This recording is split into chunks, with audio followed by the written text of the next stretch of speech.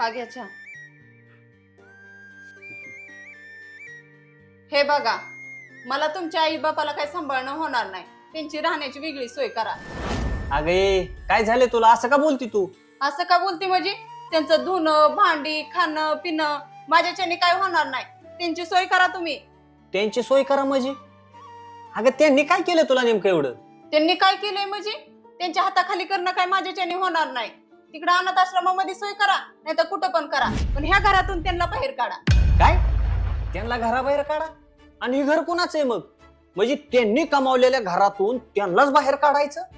अरे लाज वाटते का तुला बोलायला? हा, अगं घर त्यांचं, जमीन त्यांची, गाडी त्यांची, आणि मी लाखो रुपयाचं पॅकेज सुद्धा त्यांच्यामुळेच घेतोय. आणि मी लाखो रुपये जर कमवत नसतो ना, तर तुझ्या बापानी तुला मला दिलेलं नसतं. समजलं का? आणि त्यांना त्यांच्या घरातनं बाहेर काढायचं? अगं त्यांचा आज बसून खायचा दिवस आहे तर त्यांना अनाथ आश्रमात पाठवायचं? शोभलं पाहिजे का तुला? आणि आपण जर असं वाईट वागलो तर आपण आपल्या पोरांवर काय संस्कार करणार आहे? आपण जेवढं वाईट वागू ना, तेवढ्याही पेक्षा भयानक पोरं ती आपल्यासोबत वागणार आहेत. ती वाईट परिस्थिती येणार आहे परत. लक्षात ठेव, आपण जर चांगलं पेरलं ना तर चांगलं उगवत असतं. वाईट पेरलं तर वाईटच उगवणार, हे लक्षात ठेव.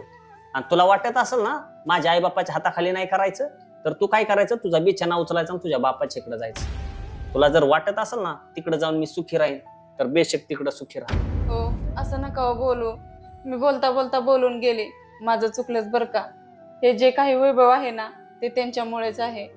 मी भरकटले होते, माझ्याकडून चूक झाली, पण हा, इथून पुढे मी माझी चूक सुधारण्याचा प्रयत्न करेन.